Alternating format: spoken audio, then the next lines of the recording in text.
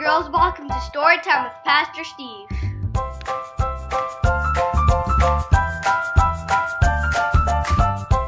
Today's story is David and Goliath. Bigger is better. Yes, bigger is best. When you're bigger, you're better than all of the rest. For as everyone knows and can gladly recall, when you're dinky and small, you don't matter at all. Is that what you're thinking? Is that what you said? Is that what's been running around in your head? Well, just settle on down in your chair or your bed with your mom or your dad or your great Uncle Ted. And I think if you listen, you're going to see that big isn't all that it's cracked up to be. Two armies were gathered on two distant hills, but the army of one gave the other the chills. Both armies were fuming and ready to fight, and it looked like at any time now they just might. When what to their wondering eyes did appear, but a creature so terrible, mean, and severe, that each man in God's army, each soldier and spear, was French-frazzled with fear from the front to the rear. He was biggeth and talleth, and largeth and higheth. He stretched from the ground straight up to the skyeth. Armed to the teeth, both above and beneath, a big burly Philistine giant, Goliath.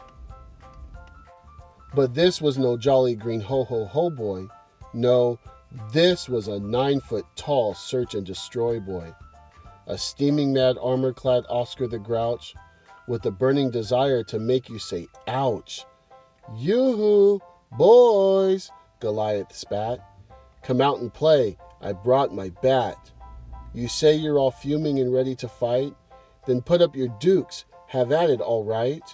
So they put up their dukes, every one and all, but their dukes were all saggy and baggy and small. And they knew if they made just one pip or wee squeak, he would round them and pound them clean into next week. Okay, I'm a reasonable, sensitive guy, and I see, said Goliath, you're ready to cry. So I'll make you a deal. Yes, here's just what I'll do. Here's a special, one-time only offer just for you. I'll fight for my army, just little old me, against one of your men. So then who will it be? Yes, that will be lovely. Oh, that will be fun. And there won't be a mess to clean up when we're done. Come on, what's the matter? He bellowed and thundered. Please step right on up and get clobbered and plundered.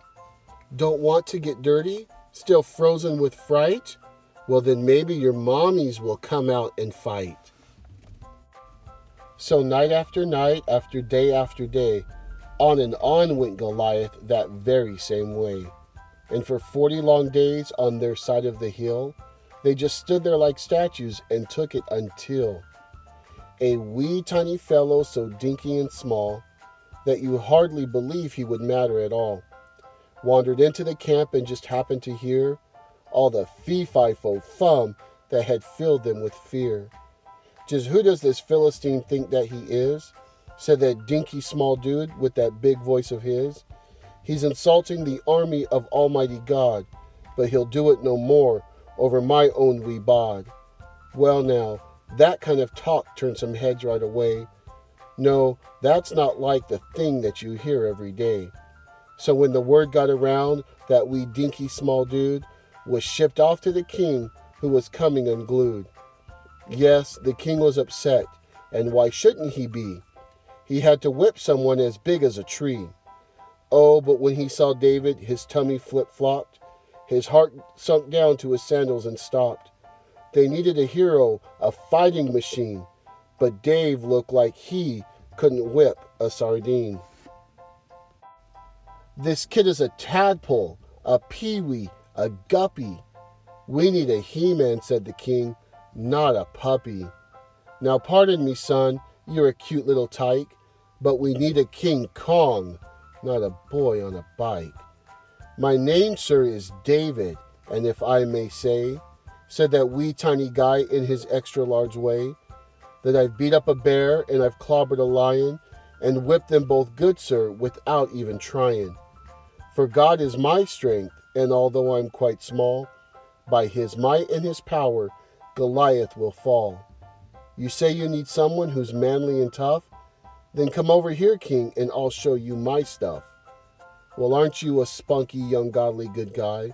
All right, said the king, let's go give it a try. So the king gave wee David his helmet and boots, and his shield and his sword and his giant-proof suit.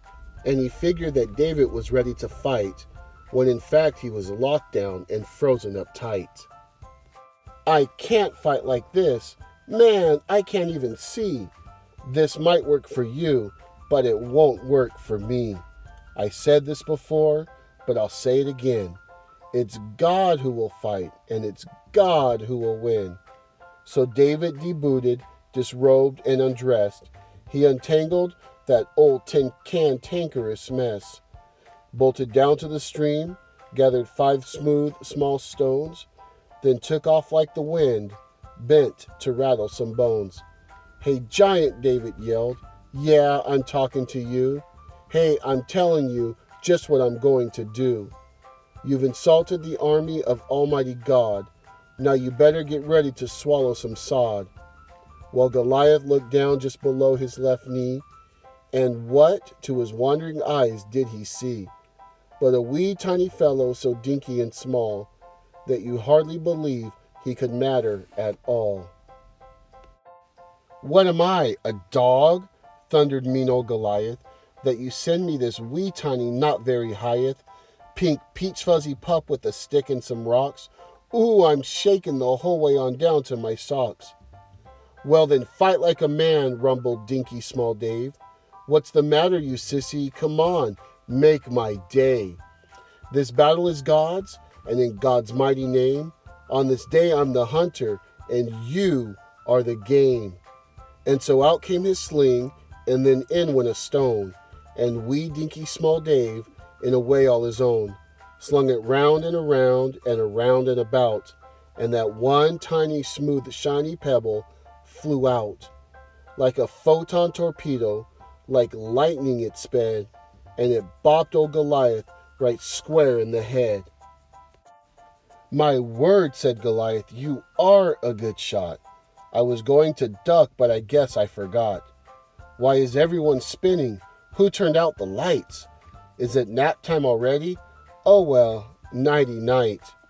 And right there in that spot, in the blink of an eye, that gigantic, enormous, big muscle-bound guy, when as soft as a Twinkie, he pitched and he yawed, and fell down with a crash, fat head first in the sod.